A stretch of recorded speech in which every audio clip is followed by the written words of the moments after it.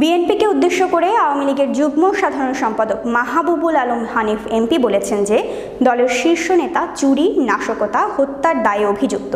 দণ্ডিত সেই দলের নেতা কিভাবে আওয়ামী লীগকে আলটিমেটাম দেয়? এখনও 70% মানুষ আওয়ামী লীগে আস্থা রেখেছে।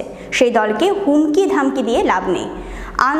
আন্দোলন খেলা বাদ দিয়ে নির্বাচনের প্রস্তুতি নিন। আর যদি রাজনৈতিক কর্মসূচির নাম করে নাশকতামূলক কর্মকাণ্ড করা হয় তাহলে তা কঠোর হাতে দমন করা হবে। মঙ্গলবার কুষ্টিয়া পিটিআই রোডের নিজ বাসভবনে সাংবাদিকদের সাথে মতবিনিময়কালে এসব কথা বলেন তিনি। এ সময় আওয়ামী লীগের স্থানীয় নেতাকর্মী ও বিভিন্ন গণমাধ্যম কর্মীরা উপস্থিত ছিলেন। যে দলের শীর্ষ দুই নেতাই হচ্ছে চুরি, অর্থ আত্মসাৎ, খুন, হত্যা, সন্ত্রাসী কর্মকাণ্ডের দায়ে দণ্ডিত হয়ে কারাগারে, আরেকজন বিদেশে পলাতক, সেই দলের নেতা একজন আলটিমেটাম দেয় কাকে?